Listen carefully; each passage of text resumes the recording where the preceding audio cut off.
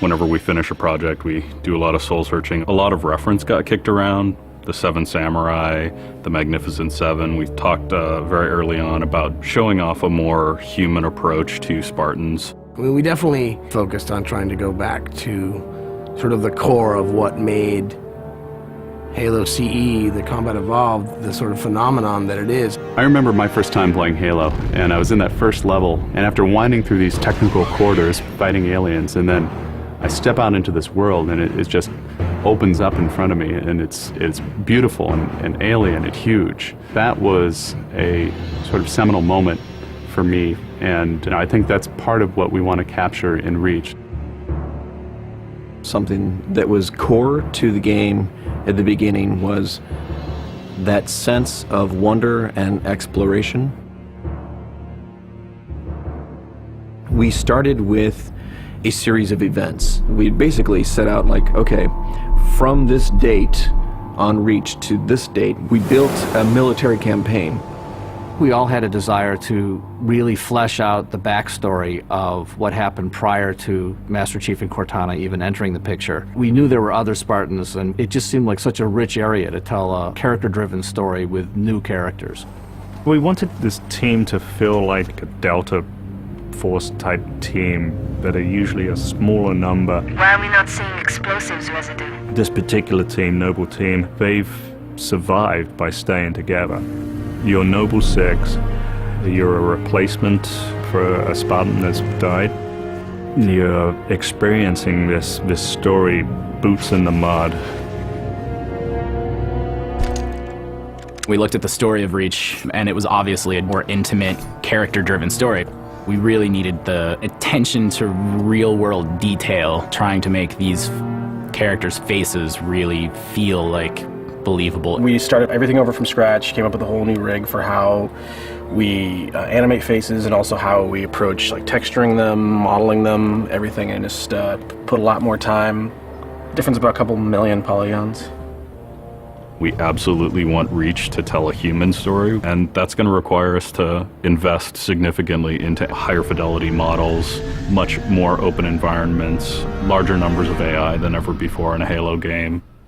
To pull off the vision for what we had for this game, we ended up gutting almost every part of the engine, retooling things to make it run faster, to make it run better, it look better. We had to throw out all of our technical systems. We had to then throw out the content that went with it because that content didn't represent the new bar we were going for. Copy that, on our way. Don't need command to tell me. Been on hers half my life. Let's shoot it. We've got a great team of guys, and they could take motion capture and they could make the poses way more dynamic, way more expressive. Those changes bring out the life, they bring out the style of our characters. We had probably 4 times the amount of polygons to play with this time around, which gave us a lot more freedom and creativity in what we wanted to achieve. When you look at total engineers that are actually putting code that are actually affecting this game, I mean, it's massive, 30 plus guys. It's crazy. When you shoot a rock face, you'll see sparks, rock chips, dust. In Halo 3, we had a maximum of 100 colliding particles. In Halo Reach, we have thousands. We've got much more customizable Spartans than we've ever had in the past. The number of polygons we can draw at one time has skyrocketed. It's changed the way we build things up close as well as out far. This is where Noble Team arrives, and then you're going to work your way down, all the way down these terraces. Big open environments, epic skyboxes. These are things that are quintessential to Halo. Like, we're building a planet that exists 500 years from now. We want to build spaces that you want to explore. We want to put twice as many characters, vehicles, and weapons into that environment. That's going to require massive improvements to the way we handle our artificial intelligence in the game. We now can put so many AI in an encounter that you can put 4 Spartans, the player, 8 Marines against 30-ish Covenant, and that's an actual serious challenge. Bringing the elites back was something that was really a true joy for us because they're such an awesome character to fight. What if the Spartans and the soldiers don't actually understand what the aliens are saying? What's that going to feel like? What if we can get back to having the aliens feel really alien and threatening? these people and this planet and this story deserve something new and different. Just a different underlying sense of tragedy, heroism. We're rebuilding everything from the ground up.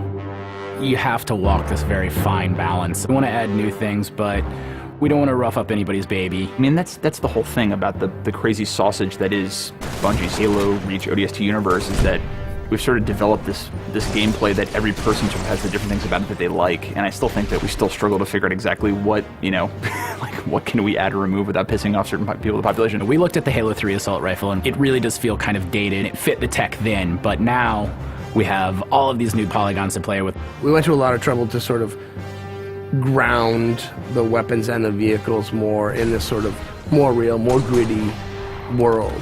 We refined a lot of the weapons to push them into their particular role, and that role is defined a lot by range and the range of combat that you're going to play. For instance, the DMR, which is a sort of medium to long range suppression marksman rifle.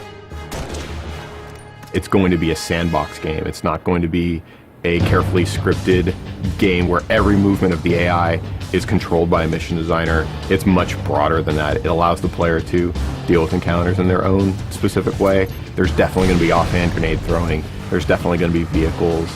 There's definitely going to be a large number of weapons that are incredibly powerful, incredibly accurate, that allow the player to feel like a badass.